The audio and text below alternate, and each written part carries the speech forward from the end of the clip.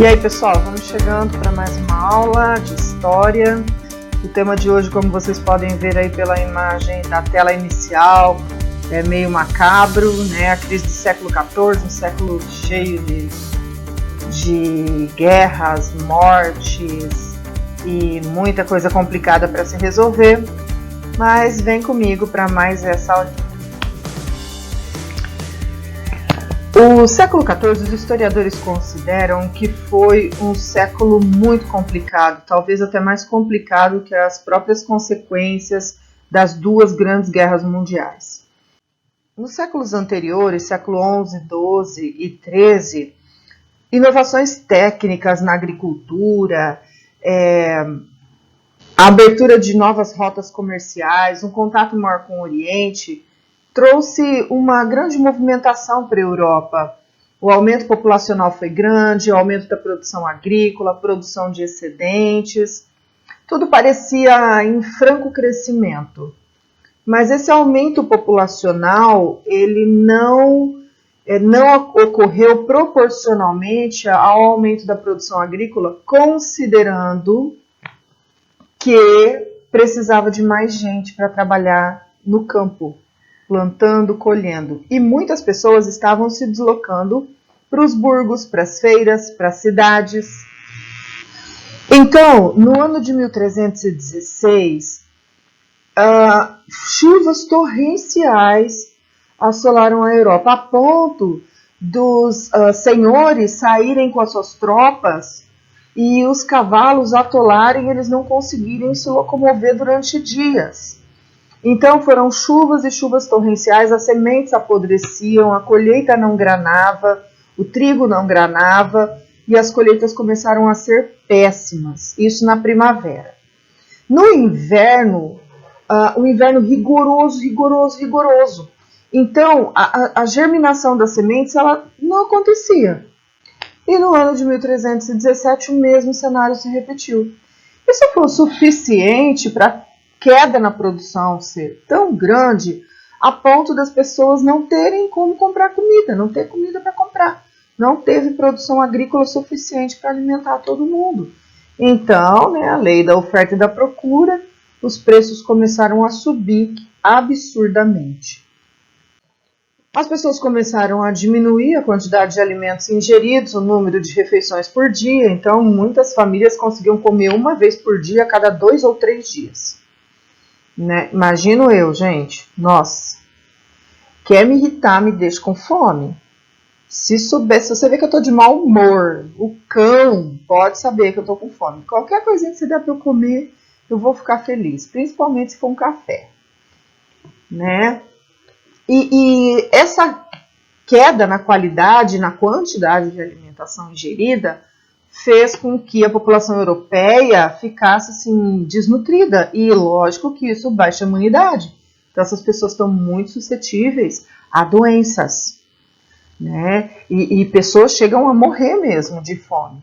Então, como se já não bastasse essa questão da fome, né, assolando a Europa por vários anos, neste mesmo contexto vem a peste negra. Então, a peste negra ela chega até a Itália nos navios vindos do Oriente, navios que vinham com mercadorias da Índia, da China, né? E no navio a higiene não era lá das melhores, então vinham os ratinhos junto. Quando os marinheiros e as mercadorias eram desembarcados dos navios, os marinheiros desciam com as mercadorias, os ratinhos vinham junto. E nos ratinhos tinha a pulguinha. E a pulguinha picava o rato contaminado com a bactéria Yersinia pestis. E aí, quando picava os humanos, transmitia a doença. Essa doença, ela desenvolvia, assim, na garganta, na virilha, os gânglios ficavam inchados, causavam muita febre, em alguns momentos até hemorragia interna. Então, essa inflamação dos gânglios, eles iam virando um bulbo, assim, do tamanho de uma azeitona, alguns chegavam até o tamanho de um ovo. Então, por isso o nome peste bubônica. E saía muitas manchas hematomas mesmo pelo corpo, que gerou o nome peste negra. Só que uma categoria da doença tomava o pulmão, então era peste pneumônica, e essa modalidade era muito perigosa porque ela também era transmitida se a pessoa tossisse, se a pessoa falasse perto da outra, se a pessoa espirrasse, então pelas gotículas também era transmitida a peste pneumônica. E aí o que começa a acontecer? Muita gente morrendo, porque eles não sabiam a origem da doença. Então as pessoas pensavam que era um castigo de Deus, principalmente trazido por pessoas que vinham do Oriente. Esses árabes, esses judeus, esses orientais estão trazendo maldição para a gente. Então as pessoas se autoflagelavam, as pessoas não queriam ter contato com pessoas vindas do Oriente, né?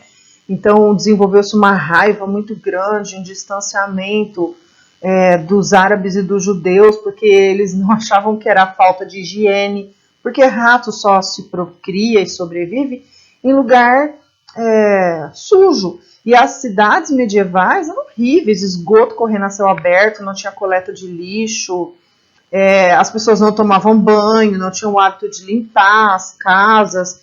Então os ratos se proliferavam, e junto com os ratos, né, a pulga que transmite então a doença do rato contaminado. Por isso a consequência da peste negra foi a mortalidade altíssima. De cada 3 pessoas na Europa, na época, uma morria de peste. Juntando com a baixa imunidade causada pela grande fome, então vocês imaginem, né?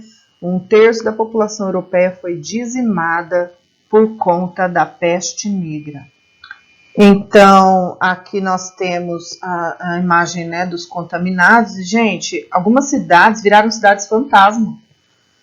Morria a família toda dentro de casa, ninguém ia socorrer, porque quem ia socorrer? As pessoas pegavam. Então, os médicos, eles começaram a desenvolver esse traje aqui da imagem, que eles perceberam que os passarinhos, eles não pegavam, eles não morriam com a peste, e então eles fizeram uma máscara com o bico de pássaro e eles respiravam só pelos 2 buraquinhos daqui, ó, né? E então usava o chapéu para poder prender a máscara, uma roupa que protegia o corpo inteiro, botas, luvas, e esse bastão era para mexer nas pessoas que estavam no chão, porque eles não sabiam se estava morto ou não. Então, em vez de ficar relando no doente com a mão, primeiro eles mexiam com esse bastão aqui, né? Para ver se a pessoa estava respirando, se a pessoa reagia. Às vezes até furava a pessoa, ver se ela reagia, se ainda valia a pena cuidar daquela pessoa, tá?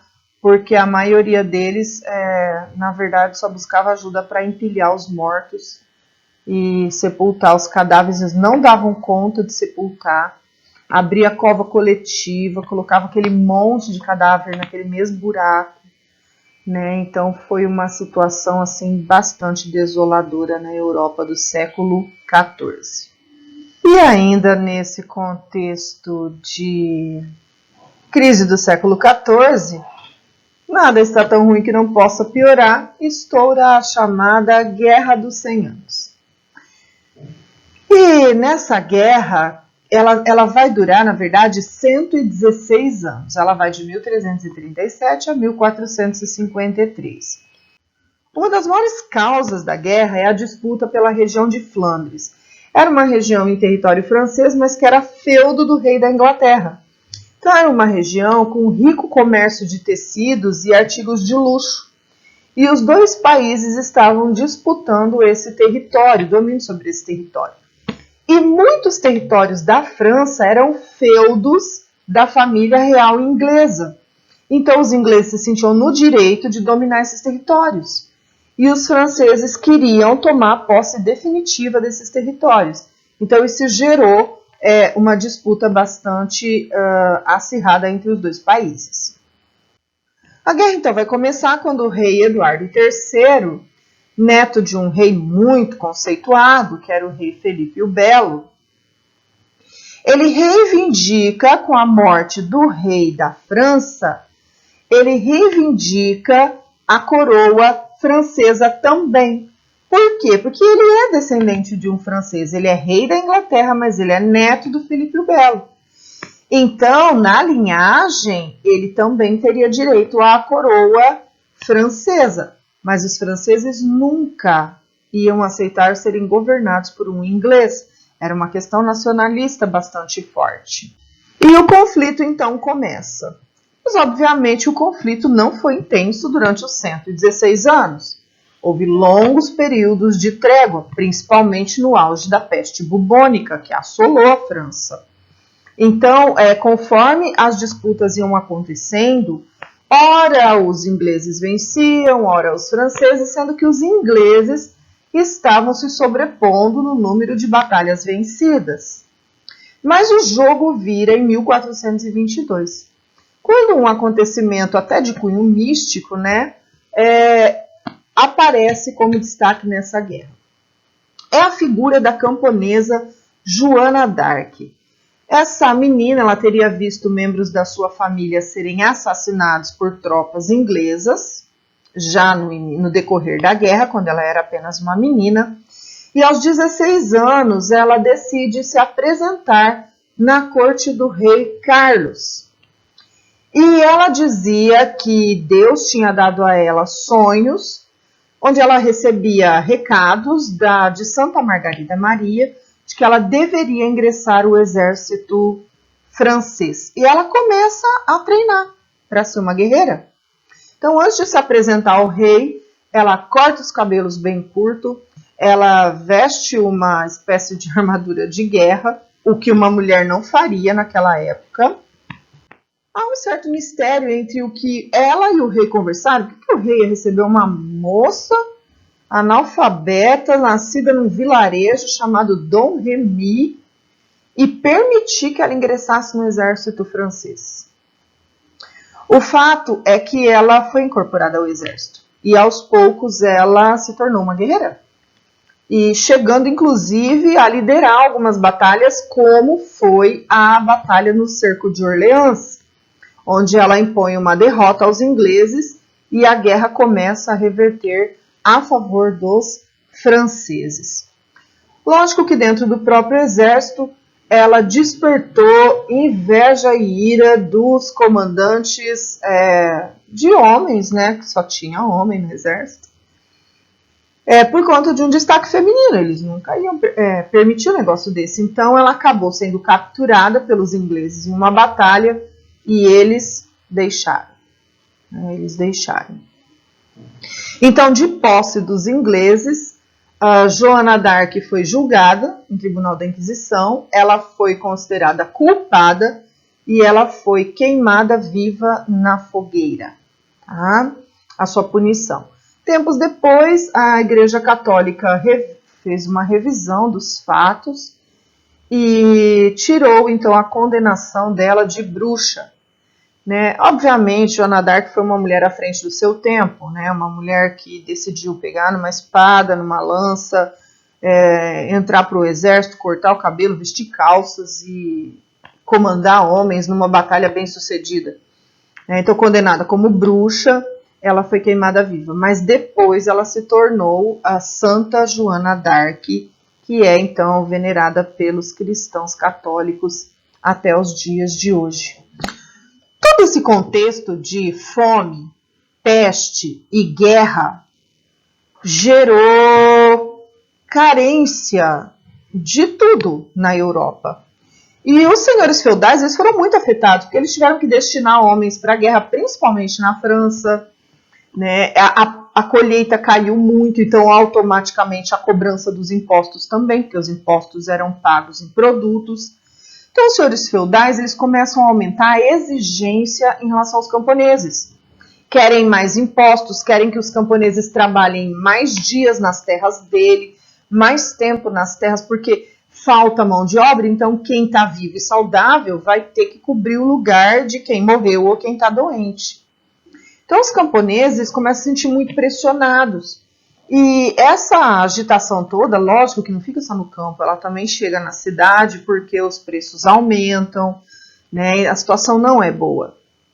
Então, descontentes com a postura dos senhores feudais, os camponeses começam a organizar revoltas, que são chamadas na França de jacqueries, porque jack em francês é camponês, é homem que trabalha na terra.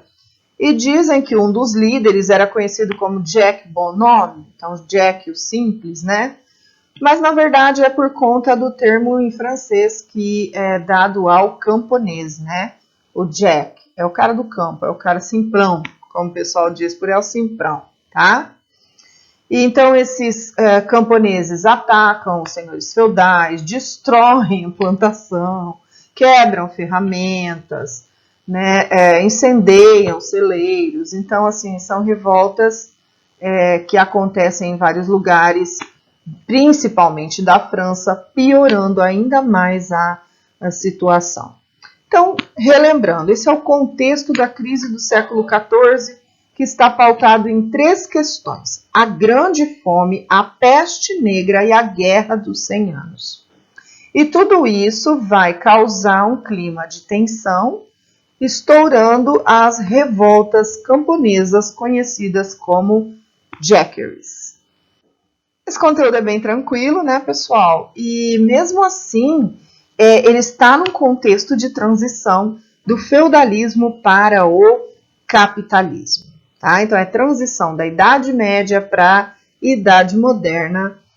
A Idade Média está nos seus últimos anos. Aquele abraço carinhoso para vocês e até a próxima aula. Beijão da Prof. Elaine.